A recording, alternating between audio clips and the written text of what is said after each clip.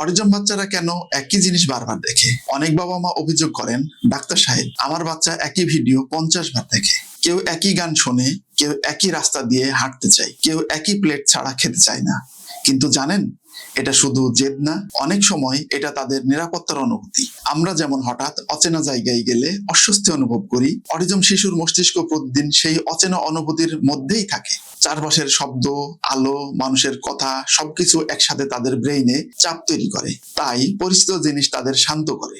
একই ভিডিও মানে সে আগেই জানে এরপর কি হবে। কোনো চমক নেই, হঠাৎ শব্দ নেই, অজানা কিছু নেই। এটা তার জন্য মানসিক আরাম। ভাবুন তো, আমরা বড়রাও তো প্রিয় গান বারবার শুনি, কষ্ট পেলে পুরনো স্মৃতি দেখি, কারণ পরিচিত জিনিস মস্তিষ্ককে শান্ত করে। অটিজম শিশুর ক্ষেত্রেও বিষয়টা অনেকটা এমন, তবে পার্থক্যটা হলো তাদের এই প্রয়োজনটা অনেক বেশি শক্তিশালী। তাই সব সময় বন্ধ করো বললে হবে না, বরং ধীরে ধীরে নতুন কিছু যোগ করতে হবে। যেমন সে যদি শুধু একটা কার্টুন দেখে, তাহলে সেই কার্টুনের মতো আরেকটা দেখান। একই প্লেটে খেলে হঠাৎ বদলাবেন না, পাশে নতুন প্লেট রাখুন, কারণ পরিবর্তন তাদের কাছে যুদ্ধের মতো কঠিন হতে পারে। সবশেষে একটা কথা, অটিজম বাচ্চারা একই জিনিস ভালোবাসে মানে তারা কম বুদ্ধিমান না, তারা শুধু পৃথিবীটাকে অন্যভাবে অনুভব করে।